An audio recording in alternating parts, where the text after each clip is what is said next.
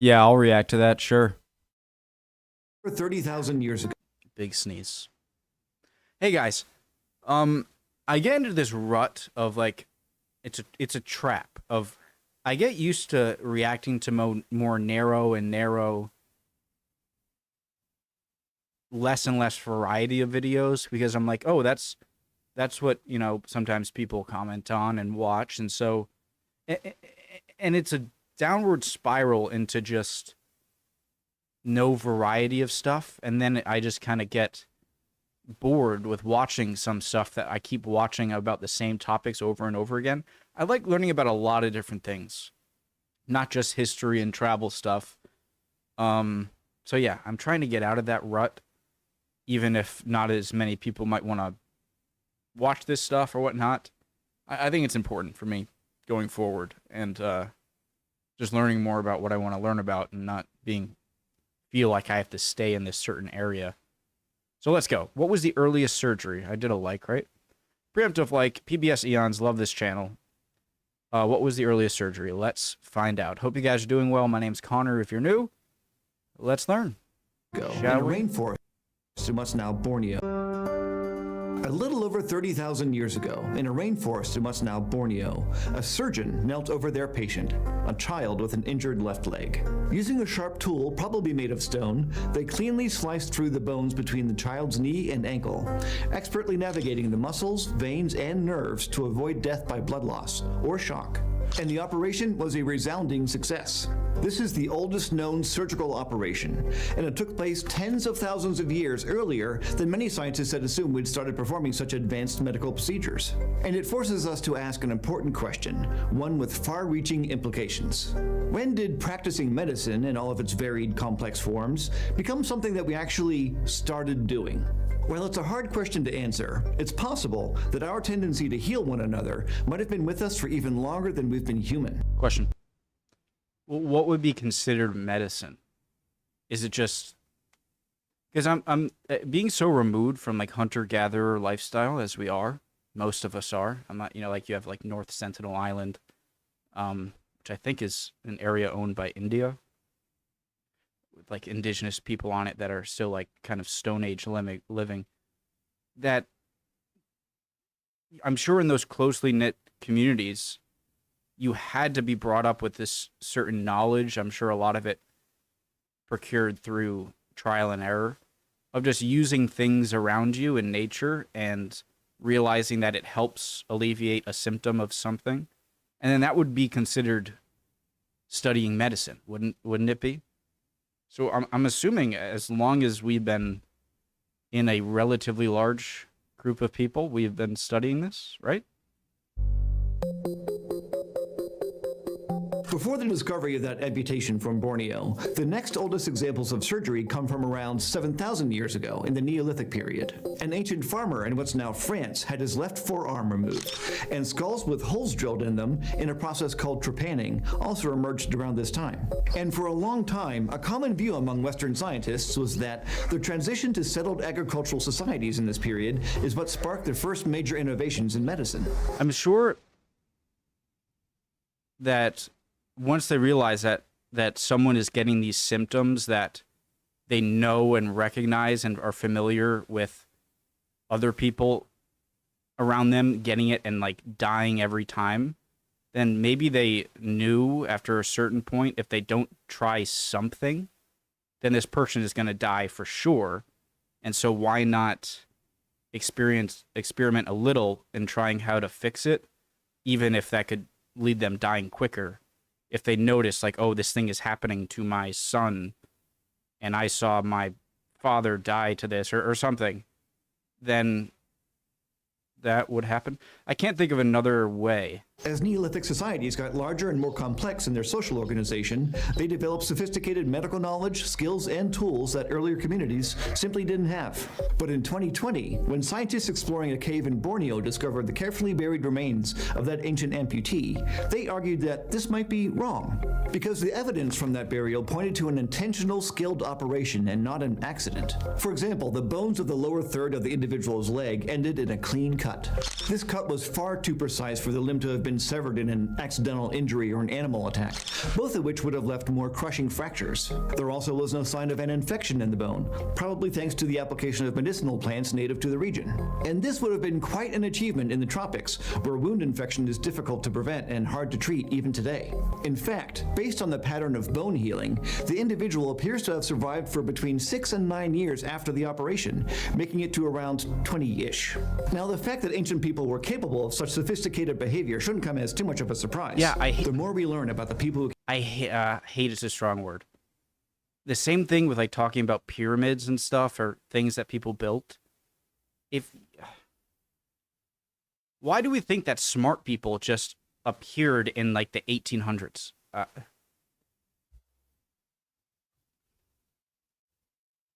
like with the pyramid example. It's like, well, we can't figure out how they did it.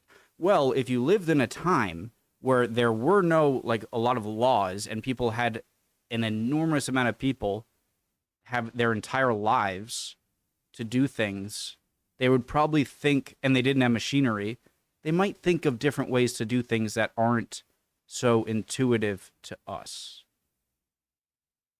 Does that make sense? Before us, or am I going crazy? It becomes as too much of a surprise. The more we learn about the people who came before us, the clearer it becomes that ingenuity, resourcefulness, and compassion are all traits that have been part of us for as long as we've been human. But what about medicine? After all, from an evolutionary perspective, practicing medicine is a trait too, a complex social behavior, and an unusual one at that. So if it's older than the Neolithic period, and older even than the burial from Borneo, how much farther back can we trace it? Well, self-medication is actually pretty widespread, popping up in various diverse animal groups across the family tree. Many species have been observed seeking out and using particular medicinal plants, often to treat or ward off parasites, for example. From bears to birds to elephants to us primates, self-medication seems to be a routine and probably fairly ancient behavior in the animal kingdom. But the social... Is something as simple as licking your wounds considered practicing medicine? Or does medicine have to be you take something out of your immediate biology to apply to your biology? Or social aspect of medicine, not just and probably fairly ancient behavior in the animal kingdom, but the social aspect of medicine, not just trying to heal yourself, but actively trying to heal others, is much harder to identify outside of Homo sapiens. And even for other extinct human relatives who we know were like us in so many ways, it's not something we could easily determine if they were doing based on fossil evidence alone. But we do have evidence that other human relatives cared for individuals with injuries and illnesses, helping them to live with conditions that would have otherwise left them unable to survive by themselves. Like the male Neanderthal from Iraq called Shanidar 1, for example, dating to around 40,000 years ago. He lived with a range of debilitating conditions that meant he was likely cared for by his wider community. It's a case that we dug into in our episode, The Neanderthals That Taught Us About Humanity. And I recommend that you watch it because Shanidar 1, I got much respect for him. And we've also found an older hominin dating to around 1.7 million years ago who had survived years despite losing almost all of his teeth, again suggesting some level of care from his social group. And even further back in time, over 2 million years ago, we found Australopithecines, members of a genus of early hominins that lived with skeletal injuries and illnesses. Seeing as it would honestly be more surprising to me if they didn't do this, because that would indicate that they don't have these chemical processes in their brain that makes them empathetic and want to save the people around them, because you wouldn't have survived in groups if you didn't have that. So I think the fact that there is evidence of some sort of medicine or taking care of the people around you so far back isn't surprising. What I would like to know is, why do we bury our dead? Would other animals bury their dead if they could? Because it has to be more than just attracting predators. It's like it's out of some sort of respect. And I wonder when that arise. It's like, when did we started burying people? Because then there had to have been some sort of change that made us want to do that, other than just avoiding the smell or something. No. Hard for them to forage for food and water, stay safe from predators, and move from place to place, some researchers have argued that they too benefited from some level of social care. But these are all potential examples of hominins helping each other live with medical conditions, which is not the same as actively treating those conditions, aka medicine. Evidence of that has not been as easy to come by. We haven't yet found any conclusive examples of other hominins performing surgical operations, for instance. And while it's a safe bet that they were using medicinal plants and fungi from their environment to medicate themselves, we don't have any direct evidence that they used these remedies on others. For example, we found traces of medicinal plants preserved in the dental calculus of a Neanderthal with a tooth abscess. He seems to have been eating material from a poplar tree. I'm sorry, all right, I'm asking a lot of questions here. It's probably a little annoying, but if that's the definition of medicine, is actively treating a wound rather than just living with it, then wouldn't cleaning a wound by licking it be considered medicine? And in that case, then dogs and cats and many animals practice medicine. I know I'm going really low here, but if that's the definition, then... Which is known to produce a Neanderthal. All right, I gotta chill out. Okay, their environment to medicate themselves, we don't have any direct evidence that they use these remedies on others. For example, we found traces of medicinal plants preserved in the dental calculus of a Neanderthal with a tooth abscess. He seems to have been eating material from a poplar tree, which is known to produce a natural painkiller. If we were to find similar signatures of medicinal plants in the calculus of an infant or an immobile adult who probably couldn't forage for themselves, that could suggest that they were treated by others. But we haven't, at least not yet. The fossil record can only give us so much information, and complex social behaviors are notoriously difficult to infer from it. So does that mean in our evolutionary journey, healing each other is something that we could only say for sure is as old as our species, Homo sapiens? Well, until very recently, it seemed like the answer was yes. But if the answer was okay, I'm sorry, I have... journey, healing each other is something that we could only say for sure is as old as our species, Homo sapiens. Oh.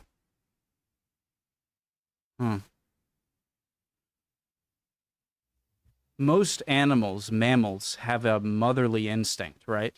Like moms care for their kid. And so...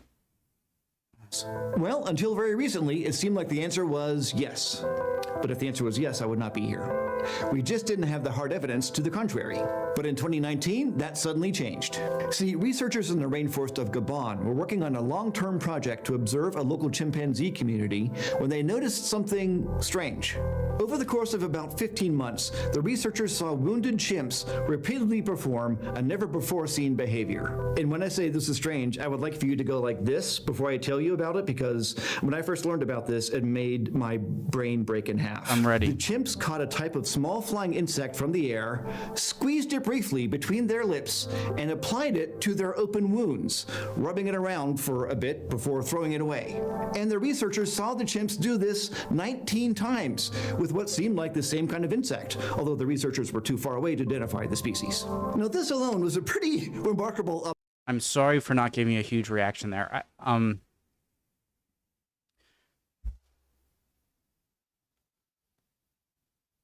Why do we act that every like compassionate thing that we do is a result of some like hardcore thinking? Like if I hear a baby cry, okay, it would be hard for me not to go aid it. And I think we put up so much to free will of what is just evolutionarily built into our brains to secrete some kind of thing that creates an emotion to go help something. And that when they did this, it was more beneficial to them than others in the species, and they survived and passed on that. And so that was really cool. I don't want to act, I know I kind of dead-faced that.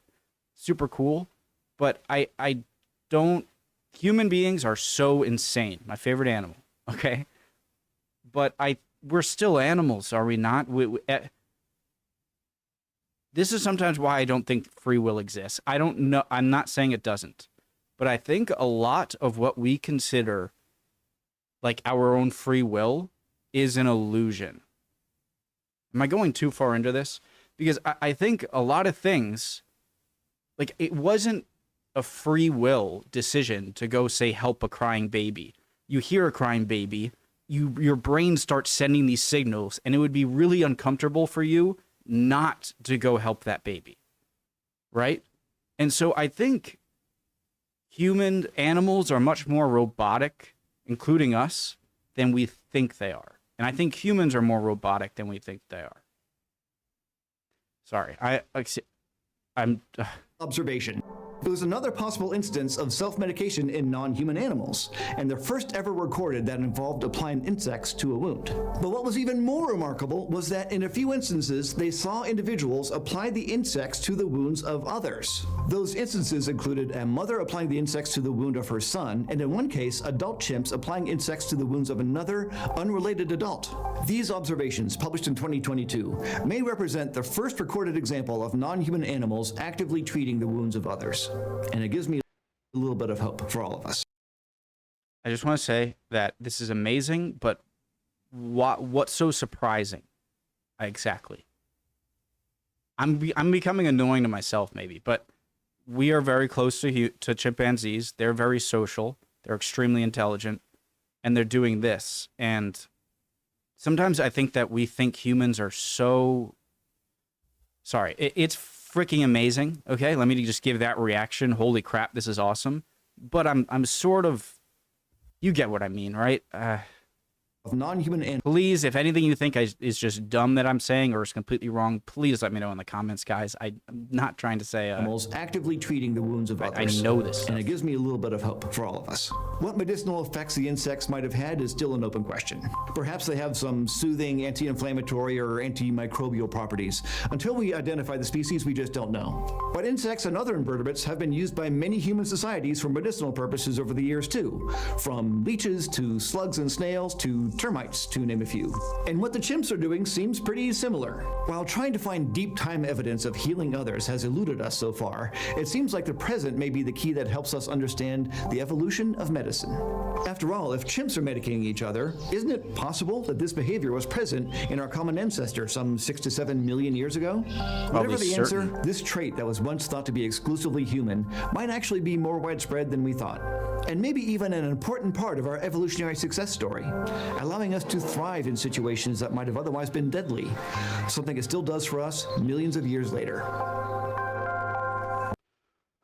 I know I talked a lot, but what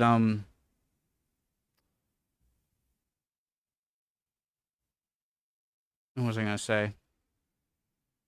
Yeah, one part about that is confusing, or that is really interesting and fascinating that I don't know the answer yet, is that, let's say, going back to the licking of a wound, of like an animal that like licks its wound, I'm sure the animal isn't really thinking like, ooh, that wound is dirty, I should probably lick it. I'm sure it just has an urge to lick the thing, to lick the wound, you know? But when it comes to this, like the chimpanzee using that takes an extra level of like, okay, this issue is going on. There's a bug that I know helps it after I bite it and spread it on them, and so I'm going to do that. It's so much more like it's so much more of a complex kind of line of code, if you want to see it that way, than the licking of a wound, right? So that is crazy how like that seems like such a harder thing to do on a large enough scale to where your population survives more easily when you apply that insect, and therefore your brain is going to build in that thought process. But I think that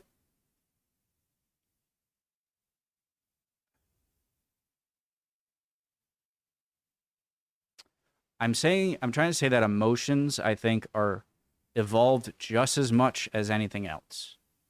And to attribute any part of humanity's brain and thinking to not evolution doesn't make any sense to me. And so the answer has to be there has to be an evolutionary reason, right?